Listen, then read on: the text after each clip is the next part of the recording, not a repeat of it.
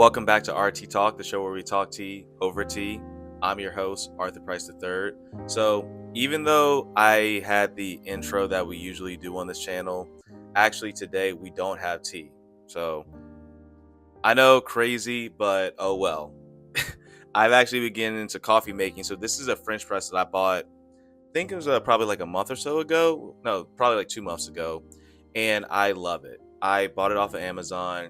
I've been playing around with it. I've even steeped like some of my tea leaves in there and stuff like that. And I've just overall have just really been enjoying it. So I think this is like a special episode, maybe. I don't really know. But I definitely wanted to make a video. I actually am working on another video. I'll talk about that probably later in this video. But yeah, so I just wanted to kind of make a video to kind of start off December on the right foot, right way, whatever. And just kind of talk about some things that have been going on with me and just, I guess, overall give my opinion on certain things as well. So yeah, I think that will be the perfect thing for this episode. And just to kind of embrace the special episode as far as like coffee and everything. So with that out the way, let's get right into the video. Hope you guys enjoy everything, and yeah, another episode of RT Talks. So full disclaimer, I'm actually planning on making the second video, or the video that I wanted to make for this video, in the same night. It's actually very, very late at night, and I was not going to make a video at all, but I kind of told myself, okay, I'm going to work on the video that I have been working on. However, I just felt like going through it again, like the editing process, the quality just wasn't there. So I'm actually going to redo that video tonight after I finish filming this video. So I'm not going to really spoil what it's about. It's kind of crazy. It actually is like something very, very crazy. So I had to actually go back and honestly redo it because the timelines and stuff like that just wouldn't make sense, because it actually happened like about 2-3 weeks ago. And then it's like, if I were to release the video, which it should have been today, then the timelines just would have messed. It would have been a hot mess. And I feel like overall, I just wasn't speaking the best. So that video I'm going to redo tonight, which is why you'll probably see me wearing the same stuff and got the same kind of fit and everything. And also like with my hair, I actually got a haircut. I don't know if people can tell. My hair is kind of like wet and got some product in and stuff like that, because I actually just finished detangling, which is why I'm like so active right now. And also like the coffee and stuff like that. So that's just kind of like I guess like an in-house like touch base thing. Coffee wise though, so like I said, I have been experimenting with the French press. Love it. Been trying out different types of coffee. For this particular coffee, it's actually a Guatemalan something. I really don't know. I'll actually put it down in the description. I just don't feel like going up to go get my package and stuff. But it's a Guatemalan based coffee. A little bit more on the citric side, but I'm actually really enjoying it. And so, funnily enough, I've actually had this coffee steeping for pretty much the entire day, and I do a bunch of different things with coffee. I'm actually looking for an espresso machine. So, yeah, Black Friday was not good to y'all boy. For whatever reason, people don't have Black Friday sales like they used to. They try to trick people. So, your boy wasn't falling for that this year. So, nah. But whenever we get an espresso machine, I'll start to expand to more drinks to like really bring that to the channel too, because I really want the channel to be essentially me talking to the audience over a nice cup of tea or coffee, just a cafe, have it be very social. And that's what I really want for this channel, just to be very open and very social to whoever's watching it. So that's just kind of the baseline. But for today's episode, I wanted to really talk about the recent thing kind of in the sports world. I don't think I've really ever touched upon like sports besides track and field on this channel, but I think it's time we kind of expand to it, right? And so for those of you that don't know, I actually used to be a somewhat decent football player. Like I played football from 7th grade all the way up to my senior year of high school. And I remember from my earliest memories, I was always kind of like a bigger kid, like a bigger, stronger kid.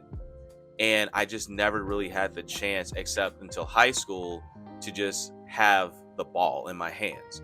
But the thing is, my coaches wanted me to not play quarterback. They wanted me to play wide receiver, running back, whatever. But I was hell-bent, adamant, whatever, on playing quarterback. I knew I had the arm. I knew I had the talent. The one thing I lacked was experience. And so I'll never forget, and again, probably fault on my end for thinking that, okay, I'm a black kid going to a predominantly white private school in the South, that I was going to play quarterback. I remember being a freshman, 14 years old, going through like freshman football orientation and having these coaches basically take down the names and the positions that these guys were just kind of saying. You know, one guy said receiver, DB, whatever. And I was trying to see like who all was playing quarterback. And so there were like 2 or 3 guys who in front of me said they were playing quarterback. That's it. Right? So I'm like, okay, like this is my competition. But when I get up there and they're asking me for my name, what position I play, sizing, and all that stuff, I told them I play quarterback. And the coach looked at me and he's like, anything else? And so that really stuck with me for a lot of reasons. And honestly, I feel like that was one of the reasons why I just kind of never panned out as far as football, was primarily because I did not want to play any other position. I felt like I should have played quarterback, and that's still something I felt like to this day. And I'll talk more about that as the channel progresses, because there's actually a lot of trauma with that, and that actually might go into the next video. But basically, I just kind of like that was kind of a tangent. The point of this video is to like really talk about football and to talk about how I perceive the sport as a whole right now, because it's honestly set the foundation for NIL. And for those of you who don't know, I'm a former LSU student-athlete. So no, I wasn't, and during my time at LSU, I wasn't getting an NIL. But seeing how a lot of these kids nowadays, track, tennis, whatever, are getting NIL deals, a lot of that was essentially paved by football, right? By I say football, but like the bigger sports, but obviously football being the biggest sport as far as like college. And so where I'm going with all of this, because it's going to make sense.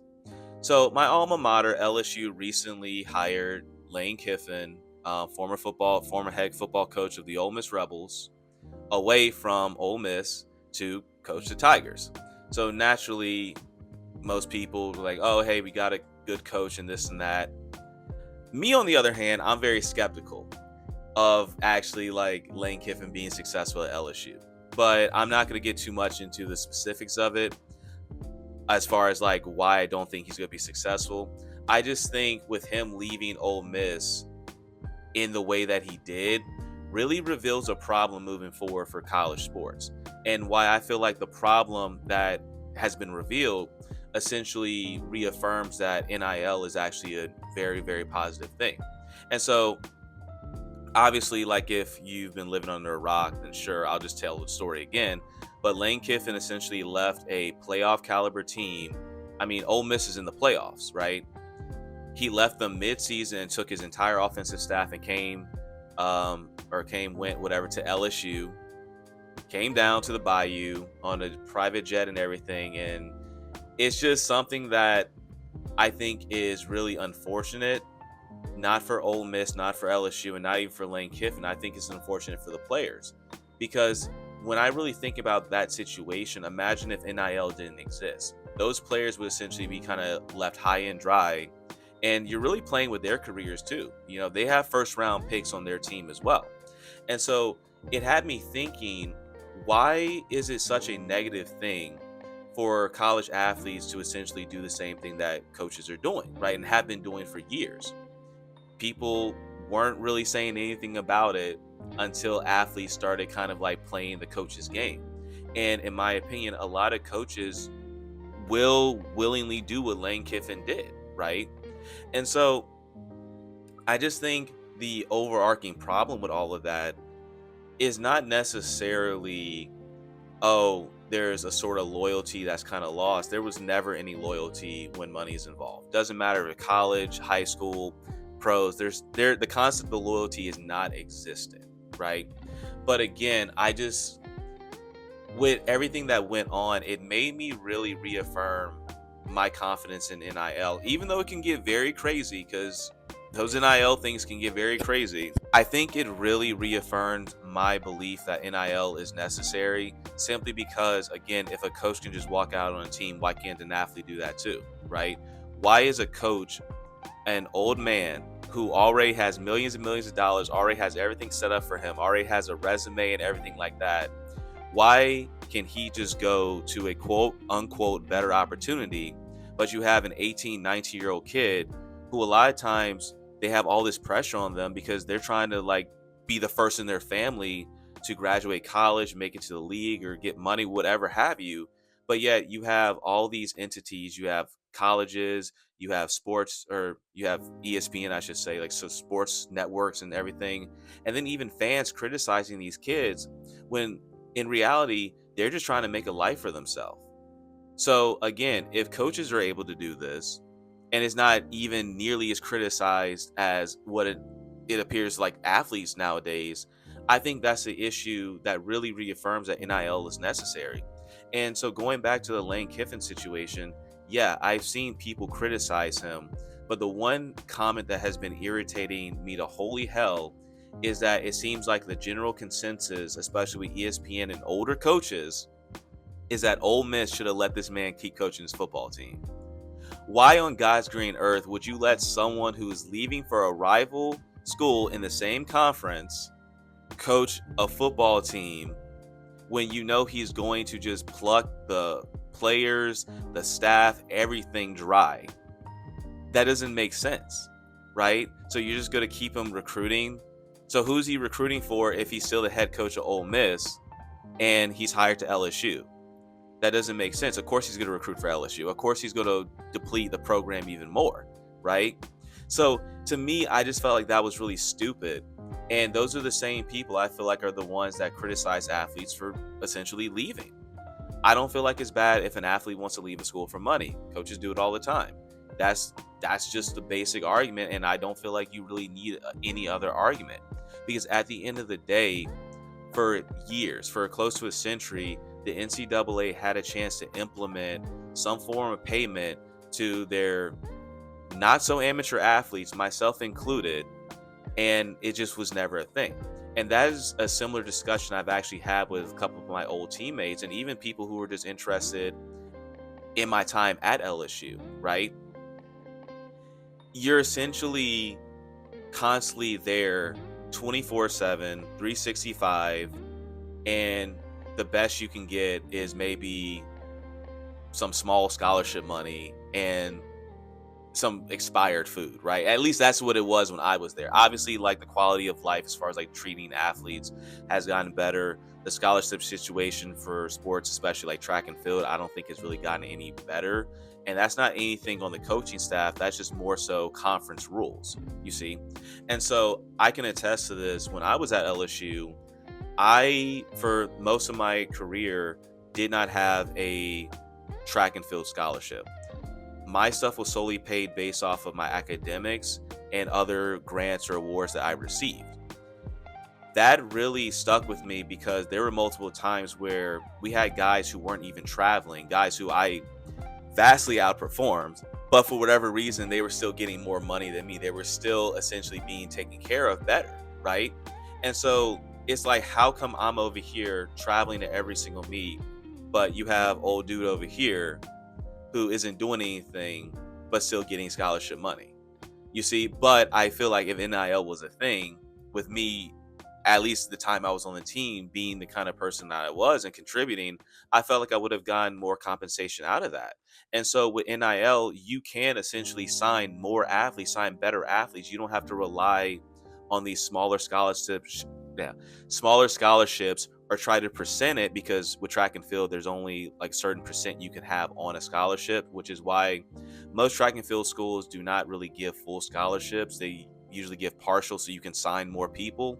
But again, when you have NIL, that problem is essentially eliminated. And honestly, you have athletes who really need it, who can get it. You see what I'm saying? And so again, going back to the whole Lane Kiffin debacle, I think it really reveals a problem of hypocrisy and just, okay, if this is really what a coach can do, and yeah, he's going to be criticized by some people for it, but the general population they're kind of divided. I'm just like, why are we even divided on this? He should not be allowed to coach a team if he's just going to essentially use this as a stepping stone opportunity to make himself better at this other place, a rival school. And he can get away with this. Obviously, people aren't going to criticize it as much. But if you have an athlete who wants to hop in the transfer portal or whatever for more money when he's a starter already at like a school, how are we going to be mad at him for that? I simply don't understand it. It's actually really good coffee. So where I'm essentially going with all of this is, and I mean, you guys can probably tell, I'm not a Lane Kiffin fan. Like, I'm not going to touch upon why I'm not. I just don't think he's a good fit. I didn't think Brian Kelly was a good fit, and I was proven 4 years right. So that's just my opinion on it. Been a LSU fan for God knows how long. I competed for the school, all that stuff. LSU is 100% in my veins. I am a proud LSU Tiger alum. However, I'm not proud at how the university has been acting of recent. But that aside, again, I just think this entire situation really reveals why NIL is important. And aside from people, mainly fans, well, I say mainly fans, but coaches obviously don't like it. Fans don't like it. Sports networks don't like it. But the thing that people tend to forget is that athletes are people too. These kids are really just trying to make a livelihood for themselves. And so it's really and truthfully the people, most of which who already have tons and tons of money, that had a problem with it because they can't exploit the athletes anymore. Of course, you should have, for example, I think it was the Texas Tech softball player who got $2 million, right? And she's a stud, like amazing player. Yes, of course she should get money. Why is a coach getting all this money and the athletes are literally getting chump change? Why are we putting our bodies on the line and these coaches essentially can pull up to practice, tell us we suck or all these terrible things, and pull up to practice in a new car every other year? That's not right. And if it was such an amateur sport, then why are coaches even being paid to begin with? So again, there's so many arguments against or pushing back at the narrative that NIL is ruining college sports. I don't think NIL ruined college sports. I think the system was already doomed essentially to begin with and was already founded on exploitation. And people have said it before, like college sports, at least in the past, I would say, and even still to a degree, really like new age slavery. And I know that might sound a little bit extreme, but I mean, really and truthfully, think about it. You have an athlete, I mean, for example, Reggie Bush. I mean, the NCAA still doesn't want to give him his Heisman back, which is just insane to me. But it's just very crazy how all this works out. And the backlash seems to 110% of the time be harsher on the athletes than those coaches that just leave willy-nilly. And so it was just so frustrating to me to like witness all of this, especially being an LSU fan, because like I said, I don't really like Lane Kiffin. But to have all these people really be divided on it. Obviously, there are people who felt like, yeah, he was wilding out for thinking that he should still be able to coach these people or these kids. And then there are people that are saying like, no, he should have been able to finish the season out with them. Get Ole Miss that illustrious national championship. Boy, please. Like, I'm sorry. Like, it just honestly is just, it's crazy, you know? I mean, and then when you apply it to an athlete, let's say I'm a football player and I want to transfer because my agent is telling me, hey, there's more money at a rival school. So I'm going to go up to my coach and say, hey, coach, I'm going to transfer at the end of the season, but I want to finish the season out with y'all.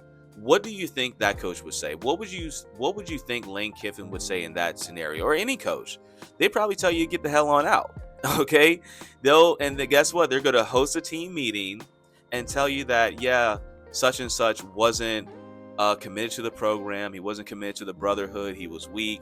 We got the guys we want in here, and this is the guys that I'm confident, the very generic stuff, and then proceed to leave him as his own self the next season when he gets more money. So, yeah. So that's my thing with that, and I just really want to rant about it.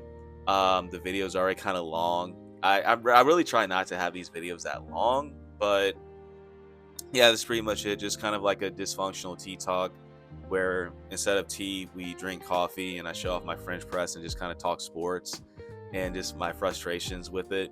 But again, in summary, I don't think NIL was ruining college sports. I think college sports were already kind of doomed to begin with. I think it was founded, the NCAA was founded on just pure exploitation. And I also think it's hilarious that it's just kind of like once they open the floodwaters, now everyone's freaking out.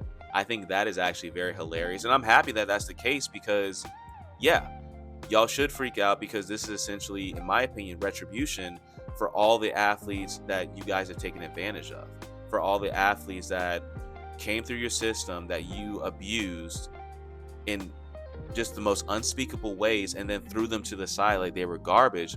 In a lot of ways, it affects them even after. There were people that I've been acquainted with in college, as far as like college athletics, who went through a lot of terrible things and still to this day deal with the depression and everything that resulted from those things. Like, this is something that's going to stick with them through their entire life.